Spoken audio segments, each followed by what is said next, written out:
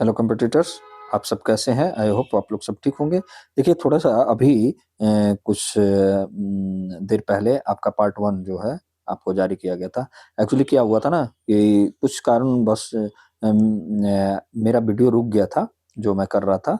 मेरा माइक का मतलब में कुछ प्रॉब्लम आ गया था, तो इस कारण था कि मैंने वीडियो को पॉज़ किया था और पॉज़ करने के बाद अचानक क्या हुआ कि हमारा वीडियो ही मतलब गायब हो गया, ठीक है? जो मैंने पॉज़ कर रखा था, वो वीडियो ऑलरेडी जितने मिनट का था लगभग 59 या 56 मिनट समथिंग आपका अपलोड मैंने पार्ट 1 का कर दिया है, ठीक है? ये पार्ट 2 में जाएगा, ठीक है? तो आगे बढ़ते हैं। तो variety of exam pattern with studies channel में आपका स्वागत है और जो जहाँ से आपका छूटा था मतलब 75 नंबर क्वेश्चन्स हम लोग किए थे, एक पार्ट था वो, ठीक है? तो अगले हम लोग वहाँ से आगे वाले आपका स्टार्ट करेंगे, ठीक है? तो चलते हैं आपको लेकर, ठीक है? देखते हैं कहाँ से था हमारा। देखिए, आपको इधर तक मैं करवा चुका हूँ।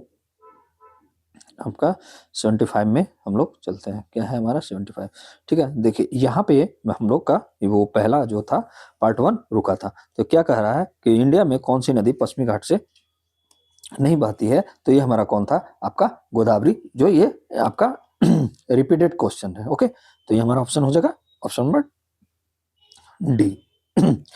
अगला जो हमारा जो यहाँ से जो स्टार्ट होगा आपका फिर से एक नया अध्याय के रूप में आपका स्टार्ट कर रहा हूँ, ठीक है? तो चलता हूँ।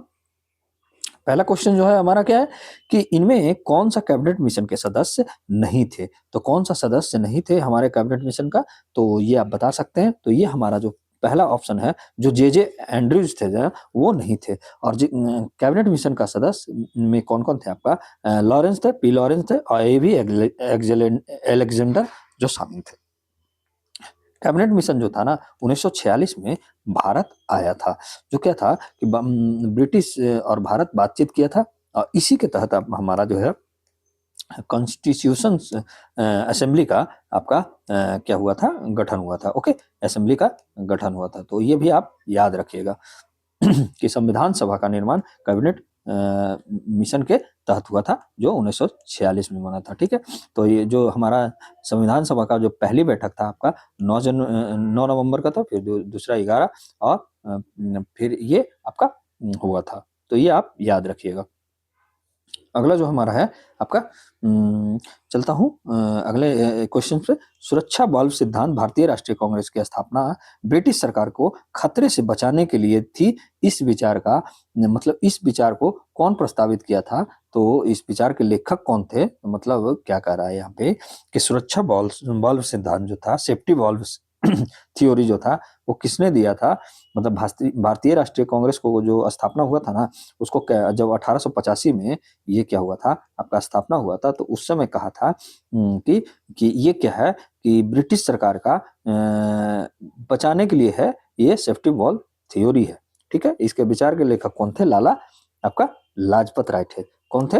आपका ऑप्शन नंबर सी हो जाएगा। लाला लाजपत राय क्या बोले थे कि ब्रिटिश आप ये रणनीतिक आधारित ये विश्लेषण करके ये बताए थे कि ये क्या है कि ये क्या है, ये व्याख्यात्मक दृष्टिकोण जो है ना कांग्रेस की स्थापना क्या है आपका कि ये सेफ्टी बॉल सिद्धांत की ओर ले जा रहा है, ठीक है? तो ऑप्शन नंबर हमारा सी हो जाएगा। अगला जो हमारा प्रश्न है, अगला प्रश्न जो क्या कर रहा है कि भारतीय राष्ट्रीय कांग्रेस के अधिवेशन में पहली बार मौलिक अधिकार से संबंधित कौन सा प्रस्ताव पारित हुआ था? तो ये कौन सा हुआ था आपका 1931 का कराची प्रस्ताव जिसको बोला जाता है, ठीक है?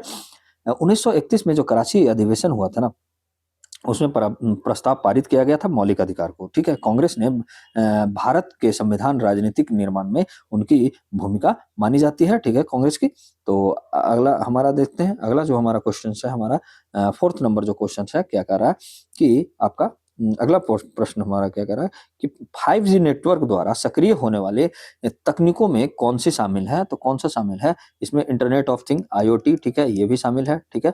एज कंप्यूटिंग ये भी शामिल है, आपका नेटवर्क स्लाइसिंग ये भी शामिल है, यानी ऑप्शन नंबर हमारा डी हो जाएगा, ठीक है?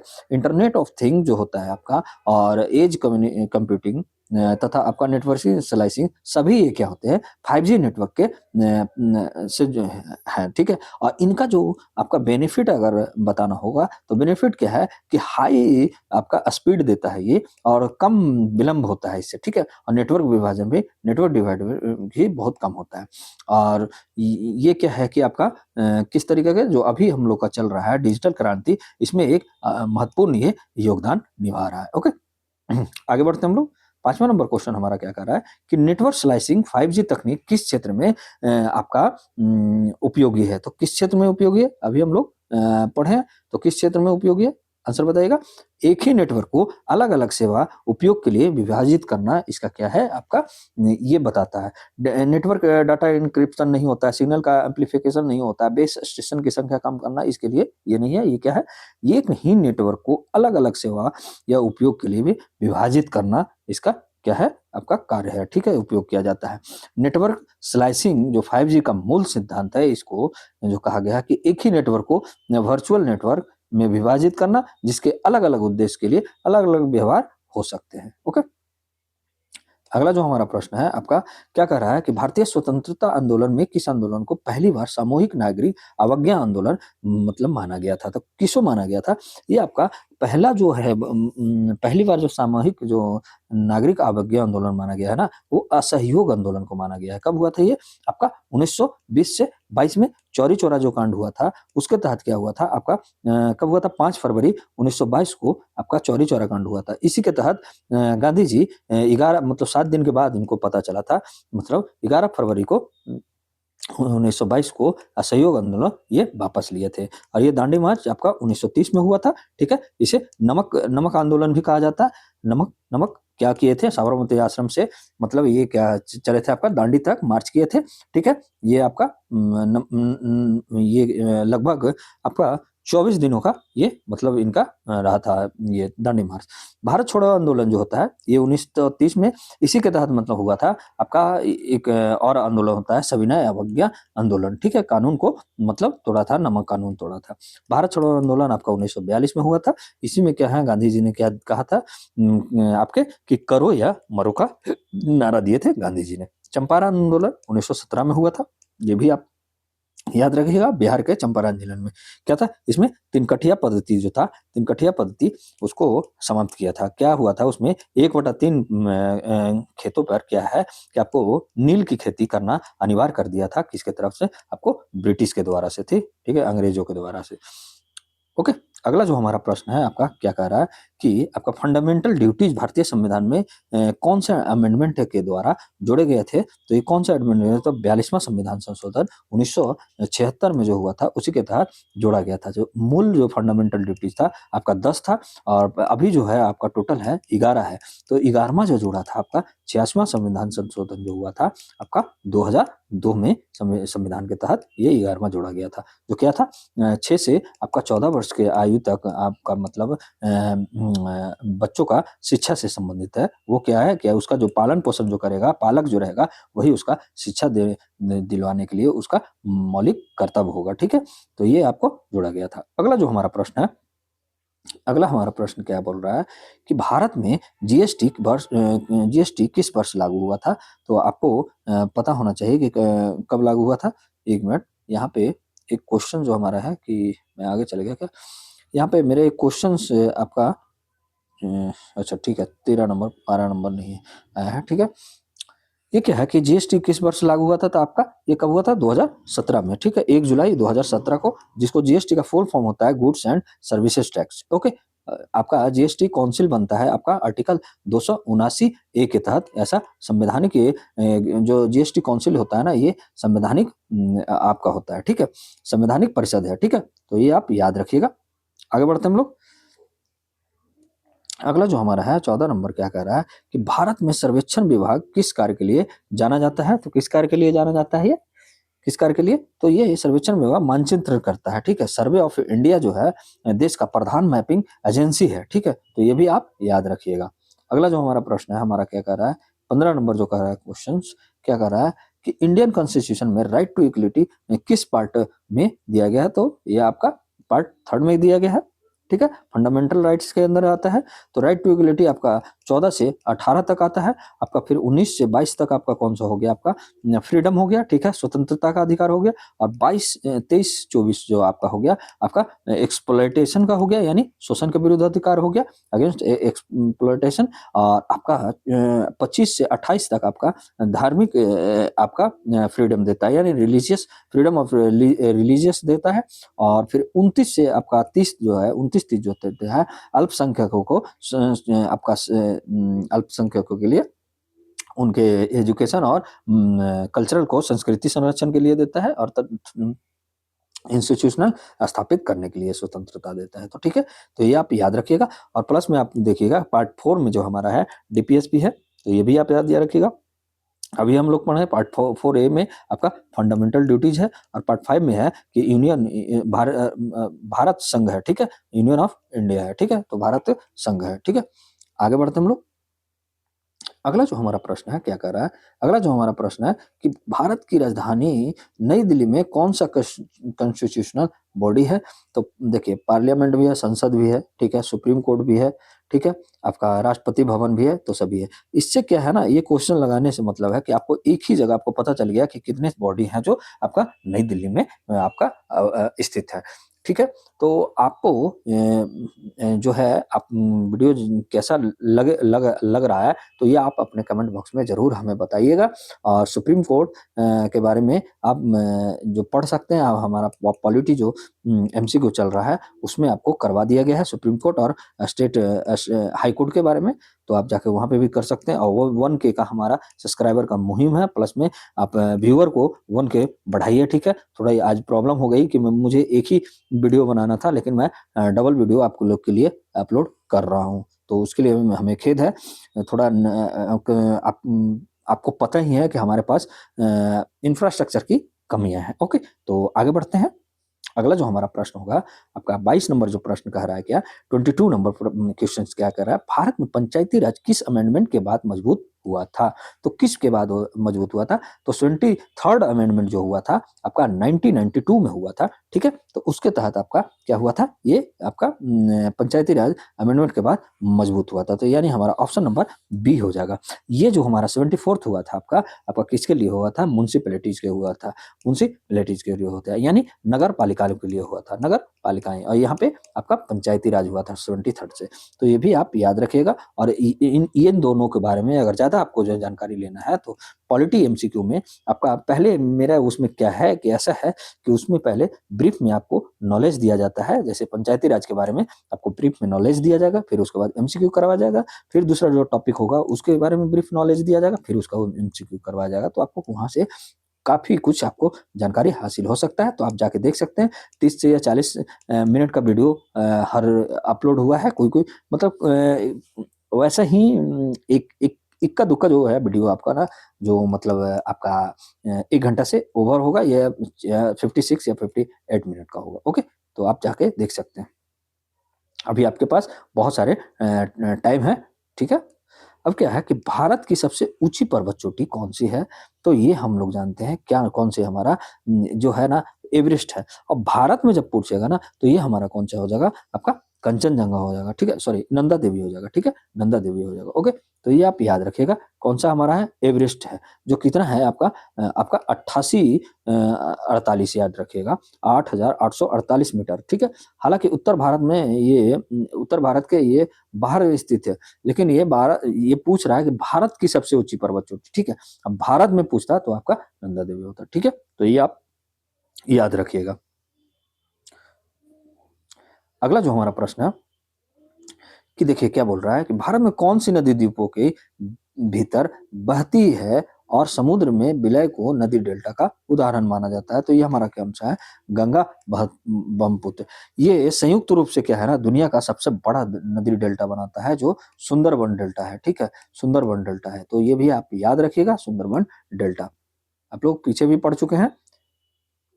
ओके, अगला जो हमारा प्रश्न है 25 नंबर जो प्रश्न क्या कर रहा है, क्या कि इंडियन कॉन्स्टिट्यूशन में राइट अगेंस्ट एक्सप्लॉयटेशन का किस अनुच्छेद में, अभी मैं आपको बताया हूं कि 22 से 23 के बीच में इसके बारे में कहा जाता है, ठीक है। तो मानवता के विरुद्ध जो है आपका मानवता के विरुद्ध शोषण या बालिका श्रम या श्रम बालिका के या श्रम शोषण के विरुद्ध को ये क्या रोकता है, ठीक है?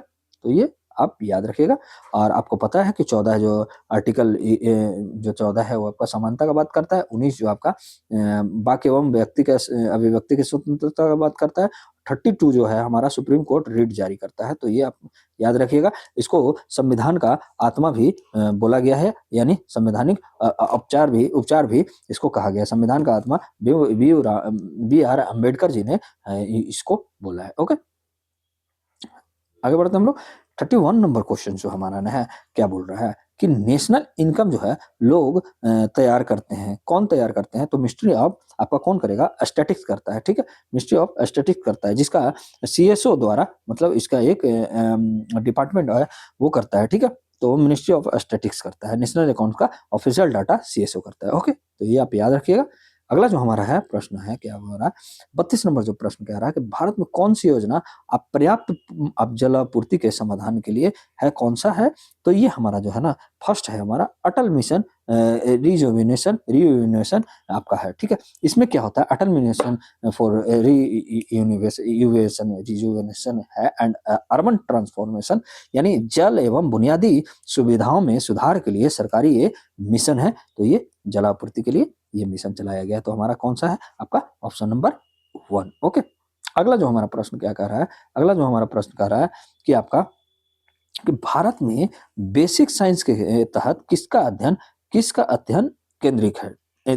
अध्ययन केंद्रित किया जाता है। तो किसका केंद्रित किया जाता है? तो इकोलॉजी के तहत, ठीक है? बेसिक साइंस जो है आपका इसके तरह इकोलॉजी का जो आपका है ना कि ये किसका तहत किया जाता है? आपका इकोलॉजी के तहत। तो ये आप याद रखिएगा। अगला जो हमारा प्रश्न है, अगला जो है 34 नंबर जो है हमारा प्रश्न क्या कर रहा है कि भारत में कौन सा रिजर्वायर मुख्य रूप से हाइड्रो इलेक्ट्रिक पावर के लिए है? तो कौन सा है हमारा? तो ये हमारा टेहरी बांध जो है ना ये है, ये याद रखिएगा। टेहरी रिजर्वायर जो है क्या है आपका? टेहरी डैम पर है, मुख्य रूप से बिजली उत्पादन और जल आपूर्ति के लिए है, ठीक है? अगला हमारा जो सबसे बड़ा है ये याद रखिएगा, मुख्य रूप से हाइड्रो इलेक्ट्रिक पावर के लिए है, ठीक है? तो ये भी आप याद रखिएगा, आपको कंफ्यूजन करवा सकता है।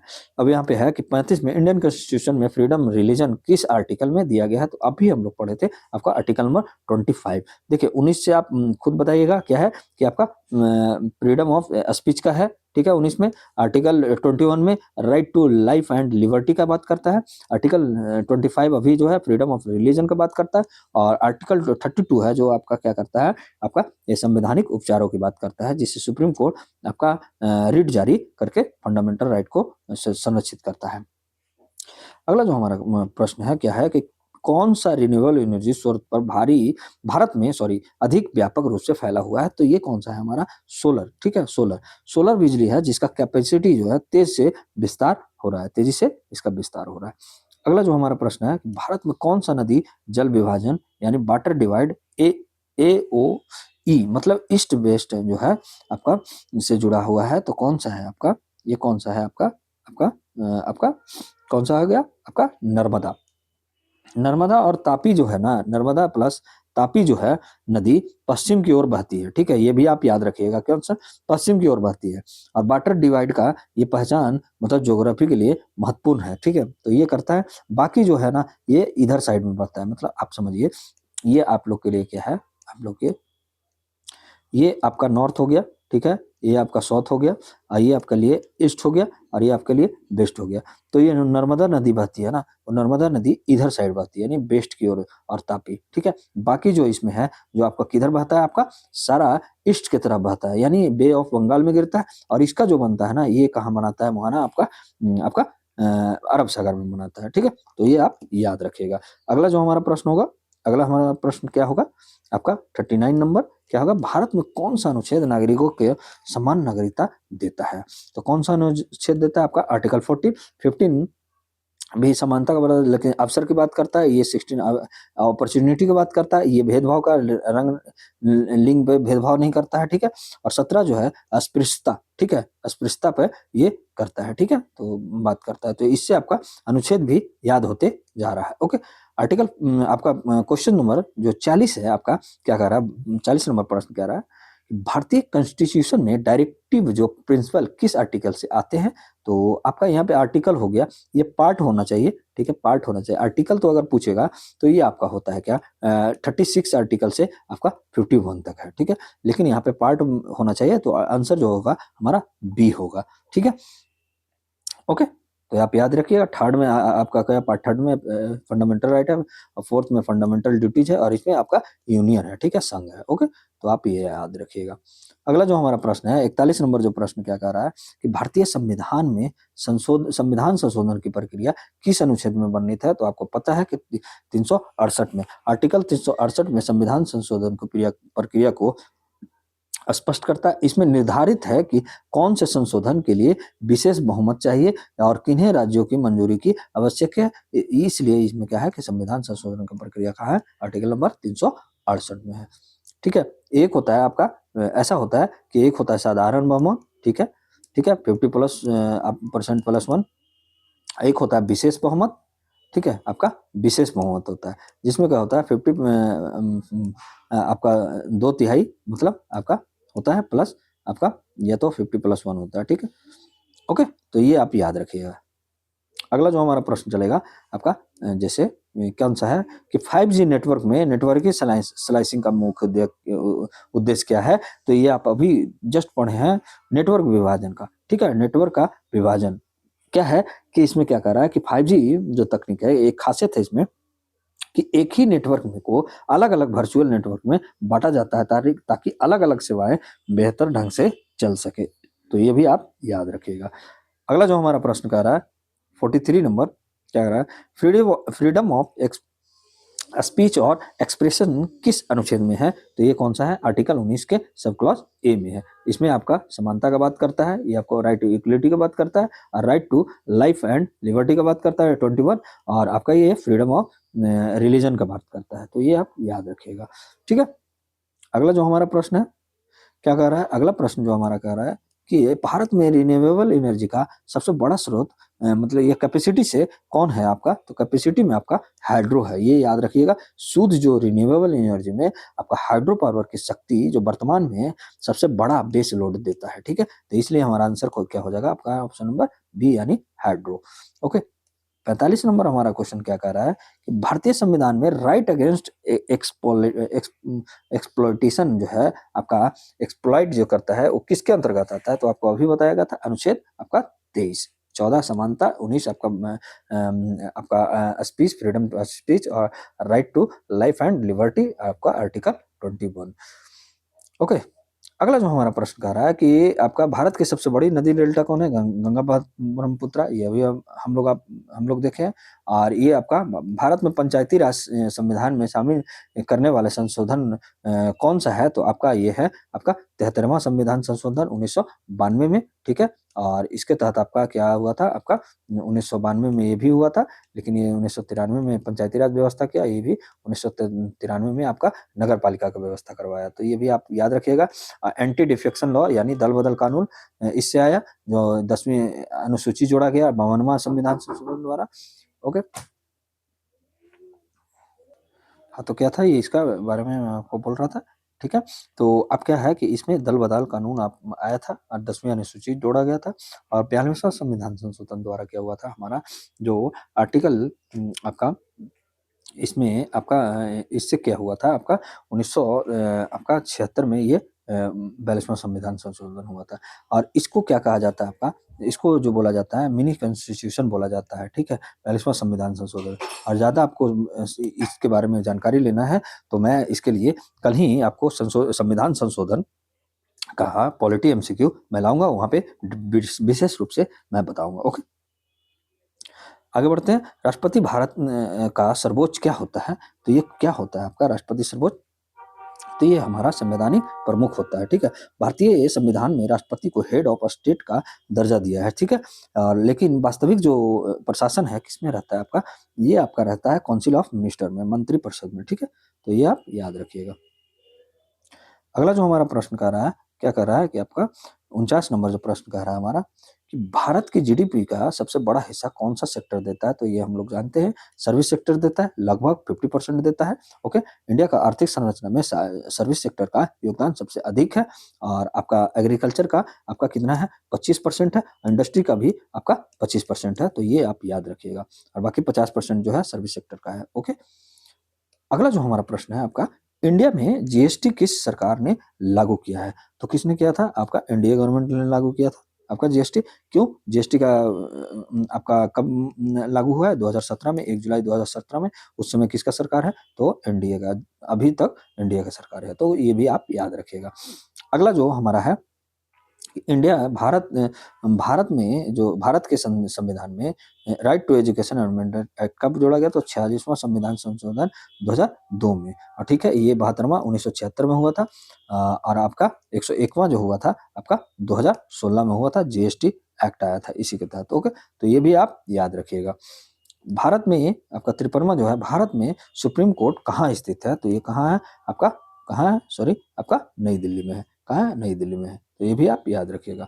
अगला जो हमारा प्रश्न कह रहा है, अगला प्रश्न है कि राइट टू इक्वलिटी जो है किस पार्ट में है? तो ये देखिए कौन सा पार्ट में है आपका? थर्ड में है, क्योंकि फंडामेंटल राइट का बात करता है, ठीक है? और पार्ट 4 में आपका फंडामेंटल सॉरी डीपीएसपी का बात करता है, डीपीएसपी का, और इसमें फंडामेंटल ड्यूटीज का, और ये यूनियन को बात करता है, ओके? तो ये आप याद रखिएगा। अगला जो हमारा प्रश्न है कि आपका कि भारत में कौन-सा आपका नदी मुख्य रूप से उत्तर से दक्षिण की दिशा में बहता है? तो ये नर्मदा नदी जो है ना, हमारा उत्तर से दक्षिण की दिशा में बहता है। तो हमारा ऑप्शन नंबर सी हो जाएगा। मुख्य रूप से कैसे कहता है कि मुख्य रूप से है जो ना पश्चिम की दिशा में और बहती है, लेकिन साथ ही कुछ अनुपात में उत्तर से दक्षिण भी जाता है। जैसे उत्तर से दक्षिण आया और फिर ये पश्चिम जाता है, तो इस तरह से होता है। और बाकी जो है आपका ये पूर्व बहता है, ये भी पूर्व बहता है और ये भी आपका पूर्व बहता है। तो ये आप याद रखिएगा। और कोसी जो है, कोसी है शैरो ऑफ आपका बिहार जिसको बोला जाता है, वो कोसी नदी को होता है, बोला जाता है। क्यों? ये मार्ग बदलने में बहुत नहीं, मतलब मार्ग बदलने के कारण इसको बिहार का शोक नदी कहा जाता है, ओके? अगला जो हम लोग चलते हैं, 56 जो हमारा क्या कह रहा है कि इंडियन कॉन्स्टिट्यूशन में लैंग्वेज रिलेटेड क्लॉज पार्ट में कौन सा पार्ट में है? तो ये भाग जो हमारा है आपका, ये कौन सा है? 17 में है, ठीक है? 17 में है। 17 भाग में भाषाओं से संबंधित प्रावधान किया गया है और ऐसे आप ये जानिएगा, जो आपका 8वां जो अनुसूची है ना, वो उसमें 22 भाषा आपका संबंधित है, तो ये भी आप याद रखिएगा। भारत में हाई कोर्ट को का प्रधान न्यायालय कौन सा है? तो ये कौन सा है प्रधान न्यायालय? भारत में हाई कोर्ट का प्रधान न्यायालय कौन सा है? तो ये हाई कोर्ट ही है, ठीक है? हाई कोर्ट ही है। ये क्वेश्चन कुछ अलग तरीके से लग गया है, ठीक है? राज्य में जो न्यायिक जो सर्वोच्च स्तर का होता है ना, वो आपका हाई कोर्ट ही होता है, ठीक है? और सुप्रीम कोर्ट होता है राष्ट्रीय तो इस तरीके से मुझे लगाना था, लेकिन थोड़ा-सा गलत हो गया यहाँ पे, ओके? अगला जो हम प्रश्न चलते हैं 58 नंबर, जो कॉन्स्टिट्यूशनल अमेंडमेंट है एक्ट, जो आपका 73वां संविधान संशोधन किसके लिए हुआ था? तो ये किसके लिए हुआ था? आपका लोकल जो गवर्नेंस है ना, उसके लिए हुआ था, ठीक है? इससे ही क्या हुआ था, पंचायती राज जो अभी हम लोग पढ़ रहे थे, पंचायती राज आपका व्यवस्था आया था, ओके? पंचायती राज सिस्टम आया था लोकल गवर्नेंस में, तो ये इसलिए आप याद रखिएगा। अगला जो हमारा प्रश्न है 59 नंबर, जो हमारा क्या कह रहा है कि भारत में कौन-सा अनुच्छेद स्टेट इमरजेंसी का बात करता है? तो ये हमारा 356 करता है, ठीक है? तो ऑप्शन नंबर बी हो जाएगा। ये इससे हमारा नेशनल इमरजेंसी 352 से, 360 से फाइनेंशियल इमरजेंसी और 368 से आपका कॉन्स्टिट्यूशनल अमेंडमेंट होता है, ओके? अगला जो हमारा प्रश्न क्या कह रहा है, अगला जो हमारा प्रश्न कह रहा है, भारत में कौन-सा अनुच्छेद फाइनेंशियल इमरजेंसी के लिए है? तो ये आपका 360 है, फिर से ये रिपीट हो गया, ओके? अगला जो हमारा है कि आपका क्या कह रहा है ये हमसे कि आपका फिर से आ गया क्वेश्चंस, ये क्या है कि आपका डाल्टन के परमाणु सिद्धांत के तहत कौन सा नियम शामिल नहीं है? तो ये कौन सा नियम शामिल नहीं है? रेडियोधर्मिता का नियम नहीं है। देखिए, डाल्टन के परमाणु के सिद्धांत के अनुसार द्रव्यमान संरक्षण का सिद्धांत है, स्थिर आपका संगठन का नियम है, बहुअनुपात का नियम है।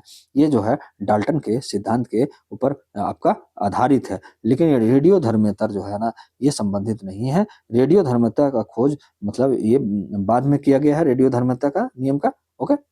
तो ये आप याद रखिएगा।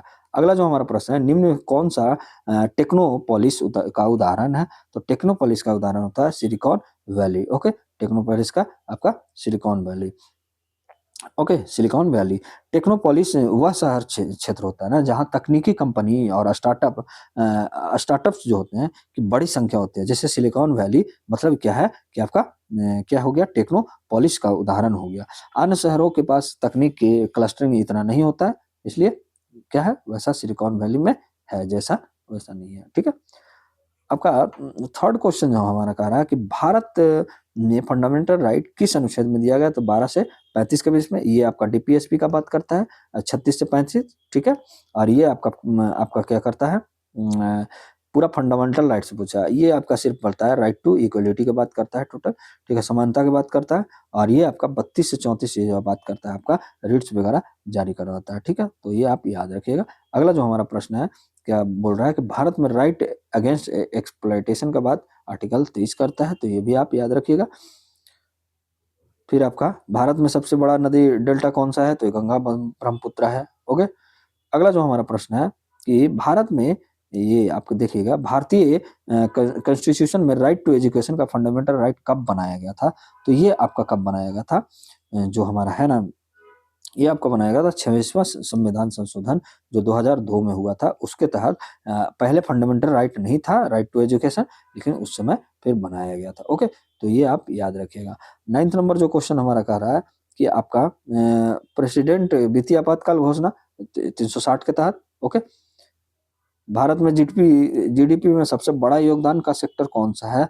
तो ये भी आपको पता है कि सर्विस सेक्टर है। लगभग 50% भारतीय अर्थव्यवस्था में सर्विस सेक्टर का योगदान सबसे बड़ा है। एग्रीकल्चर और इंडस्ट्री में आपका 25 है। तो इसमें कौन सा है आपका, आप याद रखिएगा, एक मिनट, आप याद रखिएगा, सबसे ज्यादा सर्विस सेक्टर में है। ओके, अगला जो हमारा प्रश्न कर रहा है कि फंडामेंटल राइट सस्पेंड करने का प्रावधान आपका नेशनल इमरजेंसी में है, तो ये भी आप याद रखिएगा। अगला जो हमारा प्रश्न है आपका 13 नंबर जो प्रश्न क्या कह रहा है कि निम्न में कौन सा अनुच्छेद संसद और राज्य विधानसभाओं के सदस्यों की संख्या निर्धारित करता है? तो ये आपका करता है कौन, आपका कौन, आपका आर्टिकल 81। ओके, लोकसभा के सदस्यों की संख्या और चुनाव क्षेत्र को निर्धारित करता है कौन, आर्टिकल 81। ओके, तो ये आप याद रखिएगा। भारत का सबसे बड़ा लॉन्गेस्ट नदी पुल कौन सा है? गंगा सेतु है, आपका पटना वाला है। ठीक है, जिसका आपका रेंज कितना है, 5.75 किलोमीटर। ओके, तो ये भी आप याद रखिएगा। अगला जो है, भारतीय कॉन्स्टिट्यूशन में प्रेसिडेंट को शासन चलाने के लिए मंत्रिपरिषद का क्या लेना पड़ता है? आपका सलाह कौन सा आर्टिकल द्वारा लिया जाता है? तो ये आपका लिया जाता है आर्टिकल नंबर 74। 74 कहता है कि एग्जीक्यूटिव अथॉरिटी को मंत्री परिषद के साथ संयुक्त, मतलब आर्टिकल 75 के तहत जो आपका पीएम का प्रावधान करता है, और ये आपका अटॉर्नी जनरल ऑफ इंडिया का बात करता है। तो आप ये अटॉर्नी जनरल का इंडिया का भी पढ़ सकते हैं, मंत्री परिषद भी पढ़ सकते हैं। आप पॉलिटी मेरा एमसीक्यू जो चल रहा है उसमें मैं बेहतरीन तरीके से आपको पढ़ाया हूँ, तो आप जाके वहाँ टॉपिक वाइज भी आप देख सकते हैं और उसे प्लेलिस्ट में आप जाके पढ़ सकते हैं। भारत में ऑफिशियल लैंग्वेज का प्रावधान कौन सा पार्ट करता है? तो अभी हम लोग पढ़े थे, पार्ट आपका कौन सा है, आपका आपका 17। ठीक है, तो ये आप याद रखिएगा। ठीक, अगला जो हमारा प्रश्न कह रहा है कि इंडियन कॉन्स्टिट्यूशन में freedom, right to freedom religion कौन सा है? आर्टिकल 25 है। ओके, हमारा जो अगला क्या कर रहा है क्वेश्चन, भारतीय संविधान में संसद द्वारा कानून बनाने शक्ति किस अनुच्छेद में दिया गया है? तो ये हमारा कौन सा अनुच्छेद में दिया गया है, ये आपको बताना है। तो कौन सा अनुच्छेद है हमारा? आर्टिकल 245। 245 में बताया गया है कि पार्लियामेंट, संसद और राज्य विधानसभाएं किसी क्षेत्र में कानून बना सकता है। और आर्टिकल 246 में जो कहा गया ना, ये किसी क्षेत्र में कानून बना, इसमें क्या है कि राज्य और केंद्र के विषयों को यूनियन लिस्ट, स्टेट लिस्ट और कंकरेंट लिस्ट में बांटता है। देखिए 3 तरह के लिस्ट है, तो 246 जो हमारा अनुच्छेद है जो क्या कहता है, 3 तरह का जो लिस्ट है ना आपका, 3 तरह का। एक हो गया आपका आपका क्या होगा, संघ सूची, जिसको यूनियन लिस्ट बोलते हैं। और दूसरा क्या हो गया आपका, राज्य सूची हो गया। और थर्ड क्या हो गया, जिसको स्टेट लिस्ट बोलते हैं। और तीसरा क्या होगा, समवर्ती सूची होता है। ठीक है, समवर्ती सूची, इसको क्या बोलते हैं, कंकरेंट लिस्ट। ठीक है, तो ये भी आप याद रखिएगा। अगला जो प्रश्न क्या कह रहा है कि आपका 23 नंबर भारत में फंडामेंटल ड्यूटीज को संविधान में शामिल करने वाला अमेंडमेंट कौन था? तो आप याद रखिएगा, ये 42वां संविधान संशोधन हुआ था 1976 में, तो ये भी आप याद रखिएगा। इससे क्या हुआ था, आपका पार्ट 4 का ए जोड़ा गया था, ठीक है। और इसी के तहत आपका कुल मतलब जो पहले था आपका 10 था मौलिक कर्तव्य, लेकिन 11वां जो जोड़ा गया आपका कब 86वां संविधान संशोधन 2002 के तहत, तो ये भी आप याद रखिएगा। ओके, और इसमें देखिए क्या है कि आपका ऑप्शन नंबर सी छूट गया था, लेकिन इसके बारे में भी जान लीजिए कि ये 1978 में आया था, आपका 44वां, और ये आपका आया था 1992 में। ओके, तो ये याद ही रखिएगा, इससे पंचायती राज व्यवस्था आया था, और इससे जो है संपत्ति का अधिकार जो है क्या कहा था, फंडामेंटल राइट से के आपका लीगल राइट किया गया था। ओके, 24वां जो हमारा आंसर, सॉरी 24वां जो क्वेश्चन हमारा कह रहा है कि भारत में राइट टू इंफॉर्मेशन एक्ट कब आया था? तो ये 2005 में लागू हुआ था।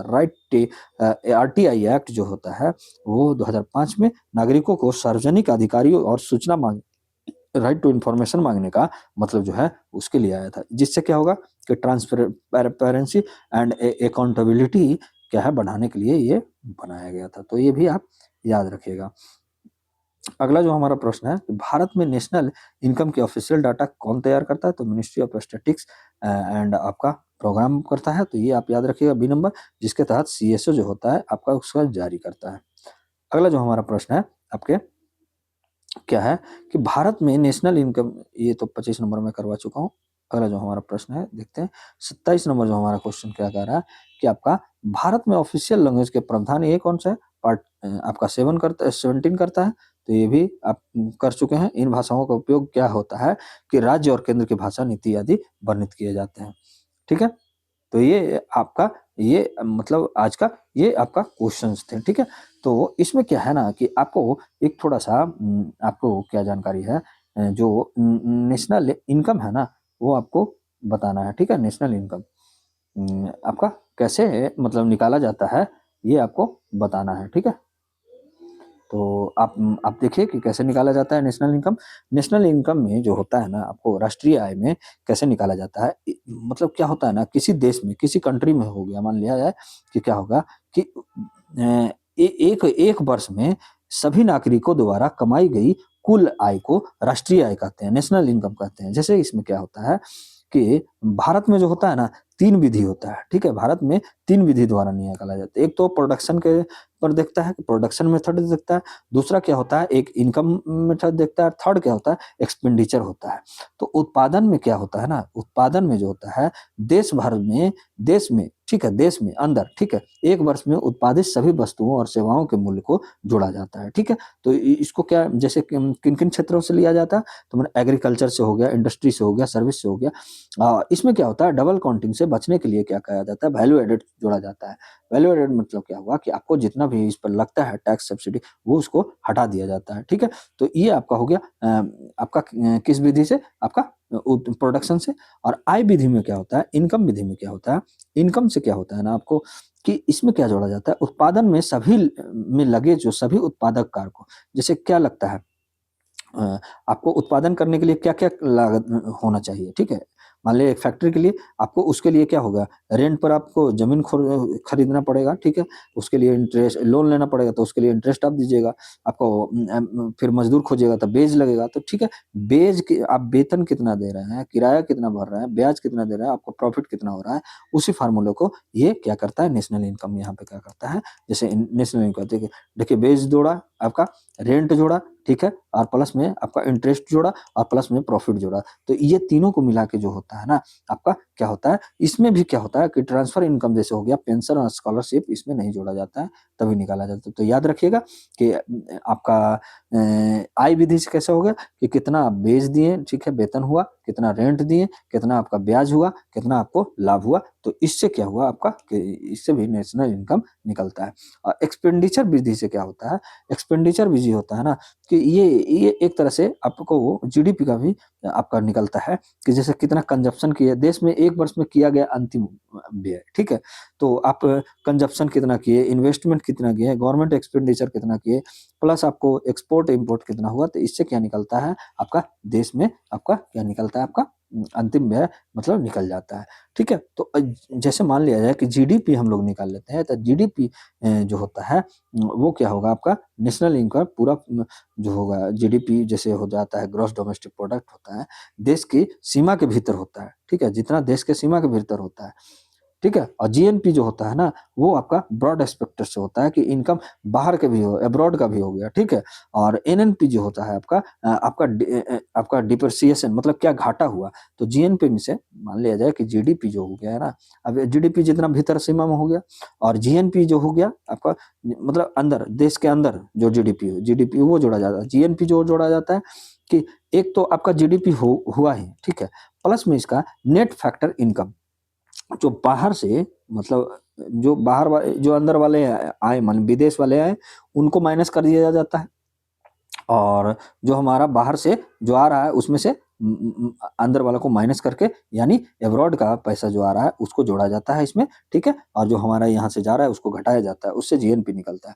और जीएनपी से आपको क्या निकल जाएगा आपका नेशनल आपका क्या निकाला जाता है नेशनल एनएनपी निकाला जाता है। एनएनपी कैसे निकाला जाता है नेट नेशनल प्रोडक्ट।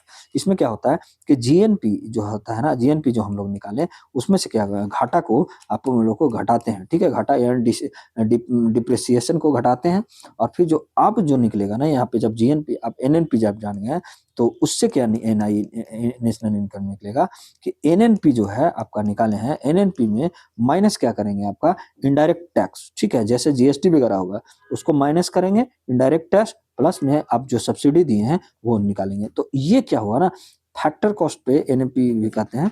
तो ये आप याद रखिएगा कि ये पूरा आपका नेशनल इनकम का हुआ।